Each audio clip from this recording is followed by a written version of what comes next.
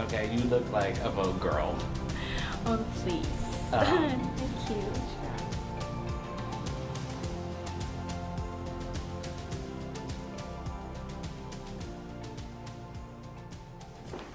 Okay, well, I'm really excited. Hi, Aziza. Hi, Quinn. How are you? I'm good. How are you? I'm good. I'm really excited to be in the studio with you today. I wanted to do these series of tutorial videos, and on the top of my list was to do black models, because I think that they are underrepresented, and I also selfishly just love doing makeup, and I can book whoever I want. And then you came into my life. Literally, someone knew you who knew your sister, and then it was like, oh my God, this is a sign. So thank you for being here. And usually I just kind of get right into the makeup. I know I saw on your Instagram that recently Vogue Arabia put 3 black women on the cover who all were wearing, and tell me how to say it correctly? Hijab. Hijab. And they're all 3 Somali black women too. They're also from Somalia. From Somalia. And you're from? I'm from Somalia too. Okay. Yes. And so it must be really exciting. How did it feel to see someone who represents your culture on Vogue magazine? It was pretty exciting because you never got to see like a black model. Like, I'm not a model, but like you never got to see people that looked like me.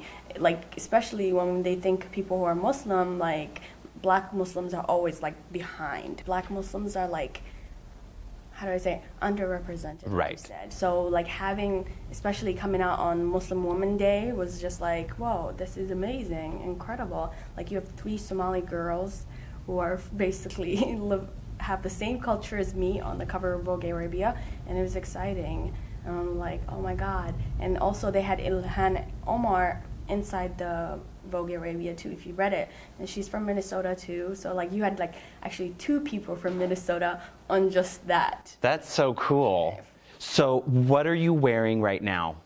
I'm wearing a bati. So okay. This, you can go like stay at home, sleep in it, or like house clothes. House clothes, but also at the same time, you can go and get grocery. Like especially the new generation, we started wearing this to go do like stuff. Right. Because it's so comfortable. You just wear a jacket. It's kind of like when everyone started wearing slides out in public. Exactly. It became cool. Exactly. My mom will always say, like, why are you wearing your bati outside? Like, she's like, wear something else. Because for them, like, wearing a bati was like, you didn't have options. Yeah, options. And like, my aunt and my mom will always tell me, I don't know why you guys think you're supposed to go outside with it.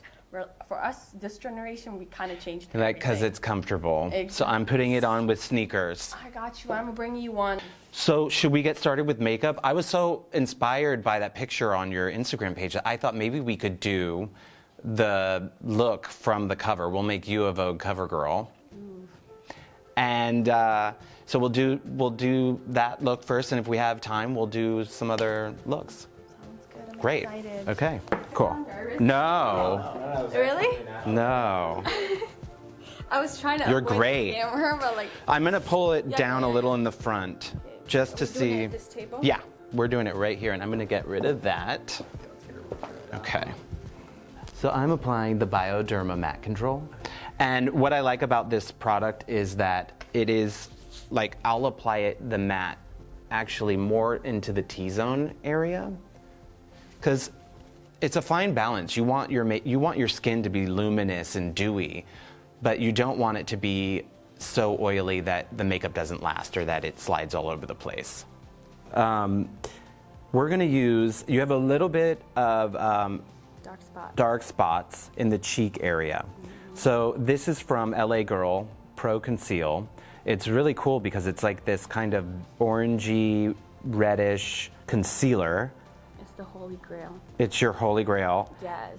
It's also, I mean, it's an amazing product, and people also really love it because then you don't have to wear as much foundation. You're not trying to cover this area with, you know, piles and piles of makeup. So if people don't know about color theory, the reason this works is because red is opposite on the color wheel of, say, you know, blue or dark purple, which a lot of darkness for any skin tone tends to have this kind of bluish purple, and it just kind of counteracts the darkness.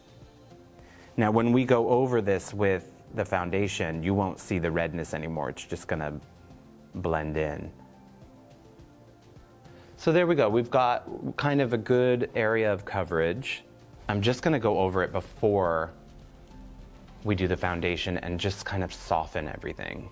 So when I'm doing this, I'm gonna constantly go, as an artist, back and forth. I wanna make sure that her face has a little bit more depth to it than her upper chest area. So this way, when we're doing a fashion shoot and the model's wearing, 25 outfits, she can change and everything's gonna match, and I don't have to go in there with makeup and ruin the clothes.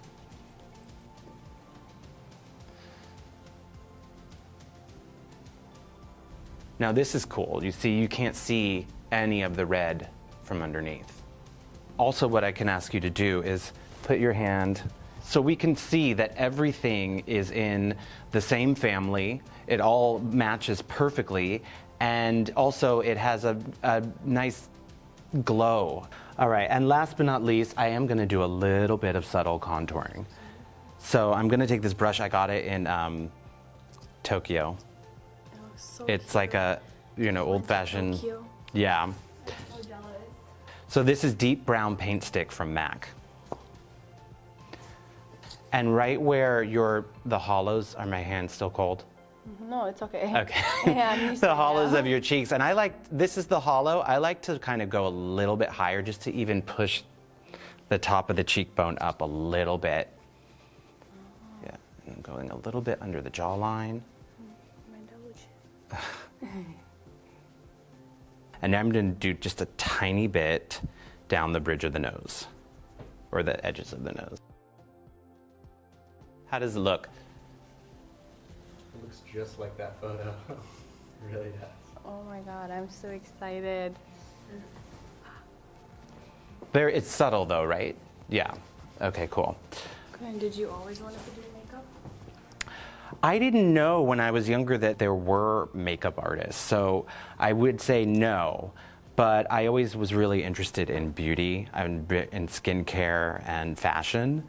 And so, I think, in the early 2000s with people like Kevin Aucoin and, other makeup artists, Laura Mercier, NARS, they started to become celebrities in their own right, and also kind of illuminated the industry. I'm gonna I just got this, I've never used it on anyone. It's from Bizerte, and it's called, I need to go over the names of stuff before we film, because I'm like, Bizerte, dessert. Yeah, I love their stuff. They make a ton of products, but the good thing about being a makeup artist is you don't have to read or pronounce anything. The thing to do is I always start with the arch, because that kind of, I'm starting in this area of the eyebrow. It kind of gives me a roadmap, right? If I can build a beautiful arch, then I can go back and kind of fill in the inner eyebrow or the outer eyebrow. Where is that eyebrow pencil? So it's right in front of me and sticking out, right where you told me it would be.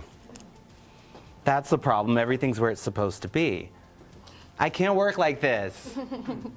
Besides that one little mess up right here, we're good. Do they have kajal, eye pencils in Somalia? For eye makeup? Because that's what this reminds me of. Oh my god, how do you know that? The fact that you know that is just so, oh my god.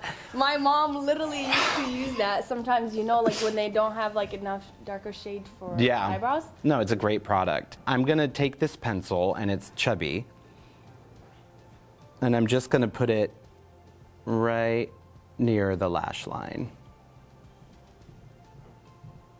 What I like about these pens is that it's not about doing a perfect liquid eyeliner. It's you get the shape in general that you want, and then we can use this smudger brush. This anyone could do. I never do liquid eyeliner, ever. I just don't know how to do it. Never learned. Maybe try it. Oh, it's already so pretty. Now I'm gonna take the same one, and I'm gonna put it, you can look up, and I'm just gonna put it on the bottom waterline. Some of the models had this on the bottom, some of them didn't. I want you to have everything.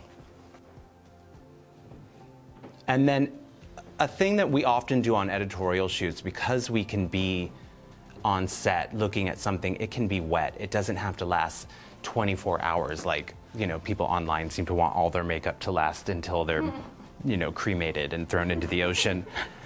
So what I'm gonna do is take this Troy Surratt eye gloss, or lid lacquer, excuse me. Now I'm not even gonna pretend to know, how do you say that? Satomi.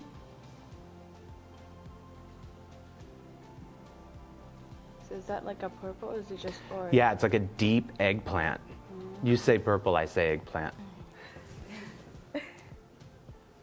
Okay. And open. Gorge. I'm not gonna give you lashes for this look because none of your cousin, Not my cousin's all. one was your cousin. Your cousin and the other girls didn't get eyelashes. So I'm gonna take this lip gloss. Unfortunately, it's discontinued, but recently. And it's this really beautiful kind of caramelly, you know, gold delight. Let's just say that. Oh, yes. All right, so let me step back and have a look. I love it. We have to get you a mirror. Make the reaction huge. That's what they do on TV shows. It's like, oh my God. Is this me? Well, you look beautiful. And I love how it looks with everything that you're wearing. Hey, why don't you get into the look like the cover and we'll shoot real quick. Let's do this. How are we on time, you guys? Is everyone okay? We're good. Okay. It's been an hour. What time? That's it? Yeah. Oh, it feels like it's been 9 years.